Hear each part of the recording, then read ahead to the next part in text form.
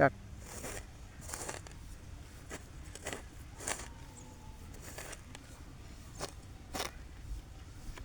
আমাদের বাংলাদেশ কৃষি প্রধান দেশ। আমাদের বাংলাদেশে ৮০% লোকই কৃষির সাথে জড়িত। আমরা যারা বাইরে জব করি তাদের সকলেরই উচিত বাড়ির লোকজনকে একটু কাজে সাহায্য করা। আমি এখন বুড়ো সিজন আসছে সামনে, খেতে পানি দেওয়ার জন্য ড্রেন করছি। একটু আব্বাকে একটু সহযোগিতা করার জন্য ড্রেনটা করে যাচ্ছি, যাতে একটু আব্বার একটু সহজ হয়। এই যে ড্রেন করছি। আসসালামু আলাইকুম কাকা। কি অবস্থা হৃদয়, ভালো আছো? হ্যাঁ ভালো। কি খবর? গতকালকে আসলেন নাকি বাড়িতে? হ্যাঁ, কালকে আসছি। কি আমি তো অবস্থা? আইছি কালকে, অনেকদিন পরে দেখলাম। আচ্ছা আচ্ছা, এই যে একটু কাজ করতেছি, কি করার, একটু কাজ করি। ছুটিতে আসলেন, ভাবলাম যে ছুটি উপভোগ করি, আমরা কাজে লেগে গেলেন। না, এই যে ড্রেন করতেছি, সামনে বড় সিজন, পানি দিতে মোটর সার দিব। আচ্ছা, পানি কি মানে ওই খেতে দেবো?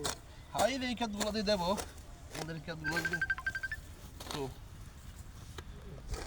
আপনারা তো প্রচুর ধান উৎপাদন করেন প্রতি বছরে, এইবারে কি কি ধান উৎপাদন করতেছেন? এটা তো বুড়ো সিজন তাই না? হ্যাঁ, বুড়োতে হচ্ছে ধর তো 28-29, আর বিভিন্ন ধরনের হাইব্রিড ধান হয়। হাইব্রিড ধান তো এত বেশি খাওয়া যায় না, বা এগুলো চাহিদা কম থাকে বাজারে। তো চিকন ধানের মধ্যে 28-29 আর কি আমরা বেশি লাগে। এটাই আমাদের খুব ভালো হয় এই জমিগুলোতে।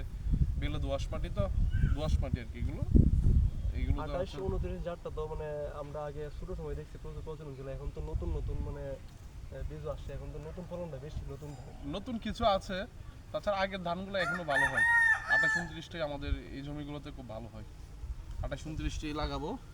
আব্বা এটারই মনে হয় এই ধান এইগুলোর জন্যই ঝালা করছে, এগুলোর জন্যই তৈরি করছে দেখলাম। এইগুলোর বীজই লাগাইছে 28-29-এর।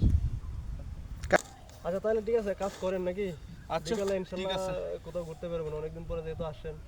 আমিও ঠিক আসছি আছে, আমরা বেরোবো। মাঝে মধ্যে, তাহলে বিকালে ইনশাল্লাহ বেরোবেন। আমি একটু কাজটা শেষ করি, মোটরটা ছাড়বাম তো। আচ্ছা ঠিক আছে, তাহলে ডিস্টার্ব করলাম না, কাজ করেন। আচ্ছা আচ্ছা।